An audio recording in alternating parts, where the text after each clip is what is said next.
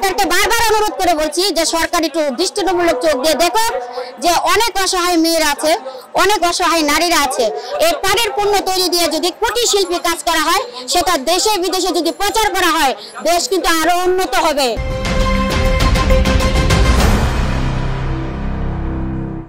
সোনালী আঁশ বাংলার একটা ঐতিহ্য এবং দেশের পণ্য।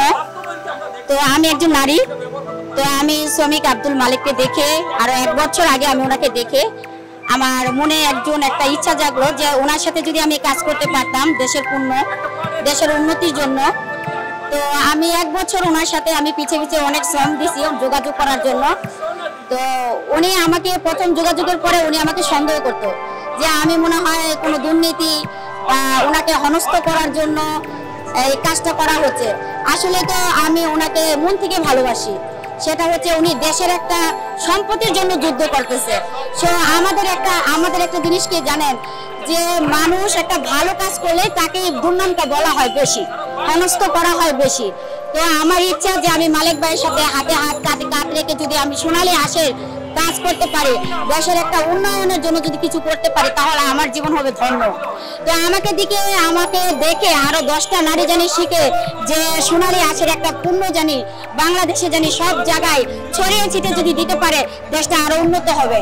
আরেকটা কথা হচ্ছে পলিথিন, এটা বন্ধ করে যদি পাটের পণ্য ব্যবহার করা হয়, তাহলে আমি মনে হয় মালিক ভাইয়ের সাথে একমত, দেশ সুন্দর হবে, দেশ আরো ভালো হবে, আর ঝুঁকিপূর্ণ থেকে দেশ বাঁচবে।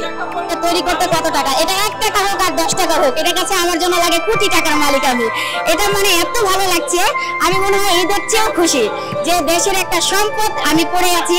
আমি চাচ্ছি যে দেশ আরো সামনে এগিয়ে যাক, আরো নতুন কিছু হোক, আরো নতুন কিছু তৈরি হোক। এখানে আরো অনেক আছে, এটা আপনারা আসলে দেখেন না। আমি সরকারকে বারবার অনুরোধ করে বলছি যে সরকার একটু দৃষ্টিমূলক চোখ দিয়ে দেখো যে অনেক অসহায় মেয়েরা আছে, অনেক অসহায় নারীরা আছে। এই পাটের পণ্য তৈরি দিয়ে যদি কুটির শিল্পী কাজ করা হয়, সেটা দেশে বিদেশে যদি প্রচার করা হয়, দেশ কিন্তু আরো উন্নত হবে, কিছু আয় হবে, কিছু মানুষ খেয়ে বাঁচতে পারবে। তো আমার কথা হচ্ছে, লাগেন আমার সাথে একমত হয়ে, জয় হবেই হবে, দেশের পণ্যের জয় হবে, সোনালী আঁশের জয় হবে। যদি কারো শাড়ি লাগে তাহলে আমাকে বলবেন, আমি তৈরি করে দিব।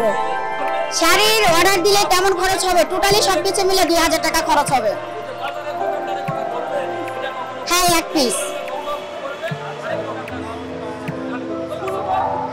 এটা যার যার পছন্দ, যদি কেউ এটা ব্লাউজ বানাতে চায় ব্লাউজ বানাবে, কেউ যদি 3 পিস বানাতে চায় 3 পিস বানাবে, যার যেটা খুশি। আমার কথা হচ্ছে যে যেটাই করো, সামনে এগিয়ে যাক। সবার জন্য আমরা পাটের পণ্য ব্যবহার করি, পলিথিন বর্জন করি। আমরা যদি দেশটা না নষ্ট করতাম, তাহলে বাজারের ব্যাগ পলিথিন আমাদের দেশের মাটি ও পরিবেশকে ক্ষতিগ্রস্ত করছে। তো আমরা বাজারের ব্যাগ কেন ব্যবহার করি?